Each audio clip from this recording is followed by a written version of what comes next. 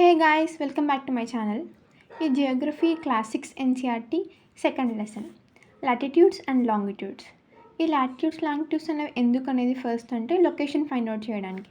అంటే ఏన్షియంట్ టైంలో దీనిని లాటిట్యూడ్స్ అండ్ లాంగిట్యూడ్స్ని ఎలా కనుక్కున్నారు అని.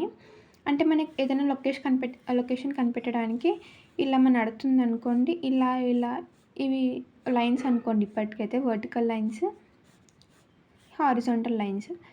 మనకి ఏదైనా లొకేషన్ కావాలనుకుంటే కరెక్ట్ ఈ పొజిషన్, ఈ హారిజాంటల్ ఈ వర్టికల్ లైన్, ఈ హారిజాంటల్ లైన్, ఇది పాయింట్. లొకేషన్ కోసమని మనకి ఈ లాంగిట్యూడ్స్ అండ్ లాటిట్యూడ్స్ కనిపెట్టారు. సో ఫస్ట్ లొకేషన్ కోసం మనకి నార్త్ పోల్ నుంచి సౌత్ పోల్ వరకు కొన్ని యాక్సిస్ కావాలి. ఫస్ట్ అయితే ఈక్వేటర్ ఏం లేదు, imaginary circular line reference point locate places. ఇది కొంచెం 360 degreesలో డయాగ్రామ్ అనమాట. ఇలా అనమాట. మామూలుగా అయితే మనం ఇలా వేస్తాం కదా 360 degreesలో. ఇక్కడ ఈక్వేటర్ ఉంది, మధ్యలో ఉండదని ఈక్వేటర్ 0 degrees ఉంటుంది దానికి. ఇక్కడైతే లాటిట్యూడ్స్లో ఏమేమి ఉంటాయో చూద్దాం. First equator 0 degrees, tropic of cancer వచ్చేసి 23 1/2 degrees, ట్రాపిక్ ఆఫ్ క్యాప్రికార్న్ కూడా 23 1/2 degrees. ఇక్కడ అంటార్కిటిక్ సర్కిల్, ఇక్కడ ఆర్కిటిక్ సర్కిల్, ఈ రెండింటికి 66 1/2 degree అనమాట. ఇప్పుడు మనకి equator, tropic of cancer, tropic of Capricorn అయిపోయినాయి. ఇది గుర్తుపెట్టుకోవాలంటే ట్రాపిక్ ఆఫ్ క్యాన్సర్ ఇండియా దగ్గర ఉంటుంది. మన ఇండియా ఎక్కడ ఉంటుంది? నార్త్ సైడ్ ఉంటుంది, ఇక్కడ ఉంటుంది సంథింగ్ అప్రాక్సిమేట్గా. సో ఇండియా దగ్గర ట్రాపిక్ ఆఫ్ క్యాన్సర్ ఉంటుంది అని గుర్తుపెట్టుకోండి, నార్త్ సైడ్. కింద ట్రాపిక్ ఆఫ్ క్యాప్రికార్న్ ఉంటుంది, ఇది అంటార్కిటిక్ సర్కిల్ కింద, పైన ఆర్కిటిక్ సర్కిల్. అండ్ జోన్స్ గురించి వచ్చిందైతే ఈ ట్రాపిక్ ఆఫ్ క్యాన్సర్ నుంచి ట్రాపిక్ ఆఫ్ క్యాప్రికార్న్ మధ్యలో ఉండేది దాన్ని టారిడ్ జోన్ అంటాం. అంటే ఇక్కడ చాలా హీట్ ఉంటుంది, అంటే ఈక్వేటర్కి దగ్గరలో కదా, ఇదంతా టారిడ్ జోన్ అంటాము. దాని తర్వాత ట్రాపిక్ ఆఫ్ క్యాన్సర్ నుంచి ఆర్కిటిక్ సర్కిల్ వరకు మధ్యలో ఉండేదాన్ని టెంపరేట్ జోన్ అంటాం. ఇది నార్త్ సైడ్ ఉంది కాబట్టి north temperate zone. And tropic of Capricorn నుంచి అంటార్కిటిక్ సర్కిల్ మధ్యలో ఉండే జోన్ అంతా టెంపరేట్ జోన్ అంటాం. ఇది సౌత్ సైడ్ ఉంది కాబట్టి సౌత్ టెంపరేట్ జోన్ అంటాం. దాని తర్వాత లాస్ట్కి ఆర్కిటిక్ సర్కిల్ నుంచి నార్త్ పోల్ వరకు ఉండేదాన్ని ఫ్రిజిడ్ జోన్ అంటాం. ఇక్కడ కూడా అంటార్కిటిక్ సర్కిల్ నుంచి సౌత్ పోల్ వరకు ఉండేదాన్ని ఫ్రిజిడ్ జోన్ అంటాం. అంటే ఇది ఇంకా చల్లగా ఉంటుంది, ఎందుకంటే ఈక్వేటర్కి దూరంగా ఉంది కదా, ఇక్కడ సన్ రైజ్ ఎక్కువ పడవు, సో కూల్గా ఉంటుంది అనమాట. ఇది వచ్చేసి మొత్తం లాటిట్యూడ్స్ గురించి. ఈ degrees, equator, tropic of cancer, tropic of Capricorn అన్నీ చెప్పేసా. నెక్స్ట్ ఇది నార్మల్గా లాటిట్యూడ్స్ అంటే ఎలా ఉంటాయి ఇలా అన్నట్టు ఇమాజినరీ డయాగ్రామ్. ఇందాక చెప్పింది టారిడ్ జోన్ అంటే between tropic of cancer and tropic of Capricorn. Temperate zone అంటే ట్రాపిక్ ఆఫ్ క్యాన్సర్ నుంచి ఆర్కిటిక్ సర్కిల్ వరకు, ఈ నుంచి ఇడికి. నెక్స్ట్ ఫ్రిజిడ్ జోన్ అంటే ఈ నుంచి ఇడిది. అవే డెఫినేషన్స్ ఇవి. నెక్స్ట్ వచ్చేసి లాంగిట్యూడ్స్. ఇందాక లాటిట్యూడ్స్ అంటే ఇట్లా హారిజాంటల్ లైన్స్ కదా, ఇప్పుడు లాంగిట్యూడ్స్ అంటే ఇట్లా లాంగిట్యూడ్స్ వర్టికల్ అనమాట. వర్టికల్ లైన్స్ని లాంగిట్యూడ్స్ అంటాము. North pole, south pole. మనకి లాటిట్యూడ్స్లో ఈక్వేటర్ ఎలానో మిడిల్లో ఒక దాన్ని చేసినాం కదా ఈజీగా ఐడెంటిఫై చేయడానికి, అంటే 2 halfsగా డివైడ్ చేయడానికి. అట్లా లాంగిట్యూడ్స్లో కూడా రెండు ఉంటుంది. ఒకటి వచ్చేసి 0 మెరిడియన్, అక్కడ సైడ్ కూడా ఇంకోటి ఉంటుంది కదా సేమ్ అపోజిట్గా దీనికి, దాన్ని 180 degrees మెరిడియన్ అంటారు. జీరోని ప్రైమ్ మెరిడియన్ అంటాము. దీన్ని ఈక్వేటర్ లాగా దీన్ని తీసుకుంటాం, ఇక్కడ 0 degrees దాన్ని ప్రైమ్ మెరిడియన్ని. ఈ రెండు వచ్చేసి ఎర్త్ని 2 equal parts లాగా డివైడ్ చేస్తుంది. ఇలా 180 అవతల ఉంటుంది కదా, ఇలా ఈక్వల్గా 2 partsగా డివైడ్ చేస్తుంది ఎర్త్ని. నెక్స్ట్ ఆల్ మెరిడియన్స్ అన్నీ సేమ్ లెంత్లో ఉంటాయి. వాళ్ళు మధ్యలో ఉండేదండి 0 degrees దాన్ని మెరిడియన్గా తీసుకున్నారు. ఆ మెరిడియన్ ఎక్కడి నుంచి పాస్ అవుతుందంట, British laboratory royal observatory is located గ్రీన్విచ్లో. బ్రిటిష్ రాయల్ ల్యాబొరేటరీ నుంచి పాస్ అవుతుందంట ఈ 0 degrees మెరిడియన్ అనేది. Next longitude and time. మనం ఈ మూమెంట్ని బట్టి టైం అనేది డిసైడ్ అవుతుంది. ఎర్త్ మూమెంట్ని బట్టి, earth, moon, sun and planets, దీని మూమెంట్ని బట్టినే మనం టైం అంటే సన్ రైజ్ కావడము, సన్సెట్ కావడము, దాన్ని బట్టే కదా మనం టైం అదంతా చూసుకునేది.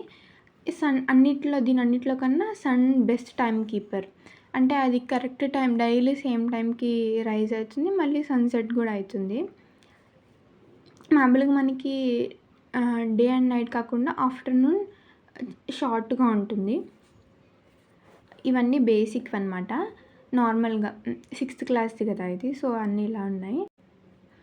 సన్ ప్రైమ్ మెరిడియన్ మీద ఉన్నప్పుడు అక్కడ అన్ని ప్లేసెస్ అంతా ఆఫ్టర్‌నూన్ మిడ్ డే అలా ఉంటుంది.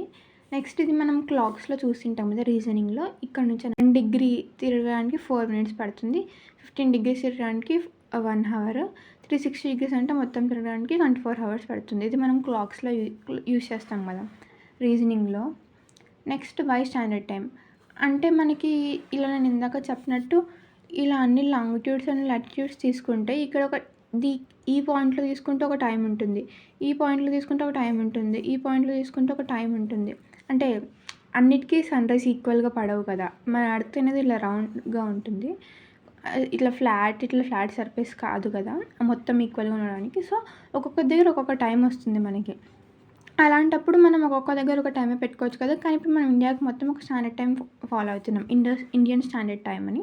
అలా ఎందుకు అంటే ఇప్పుడు ట్రైన్స్ అనేవి ఇప్పుడు మనం ఇక్కడ నుంచి టౌన్‌లోకి అలా వెళ్ళడం అయితే ఓకే గానీ, మనం డిఫరెంట్ అంటే దూరం ప్లేసెస్‌కి ట్రావెల్ చేసినప్పుడు ట్రైన్స్ ఒక స్టేట్ నుంచి ఇంకో స్టేట్‌కి పోతుంటాయి. చాలా దూరం పోతుంటాయి.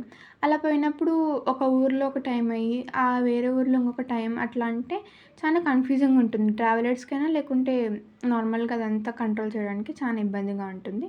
సో, మనం కంట్రీస్‌కి అంటే ఒక్కొక్క కంట్రీ ఒక్కొక్క స్టాండర్డ్ టైం అన్నట్టు పెట్టుకున్నారు. మన ఇండియాకి 82 డిగ్రీస్ 30 ఈస్ట్ అనేది పెట్టుకున్నారు స్టాండర్డ్ టైం. అంటే ఇక్కడ సంథింగ్ ఈ గ్లోబ్‌లో 82 డిగ్రీస్ అలా ఇండియా దగ్గర ఇక్కడ ఇండియా ఉందనుకోండి. మిడిల్‌లో లేకుంటే ఎక్కడన్నా ఇలా సంథింగ్. అదే మనకి ఇండియాకి స్టాండర్డ్ టైం అనమాట. ఇప్పుడు మన ఇండియా అంటే కొంచెం చిన్నగా ఉంది. అంటే ఈజీగా సరిపోతుంది.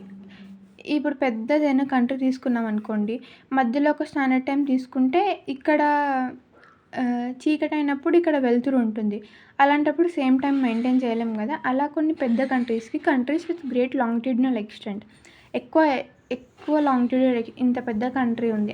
అలాంటి పెద్ద కంట్రీస్‌కి ఒక్క స్టాండర్డ్ టైం కాదంట.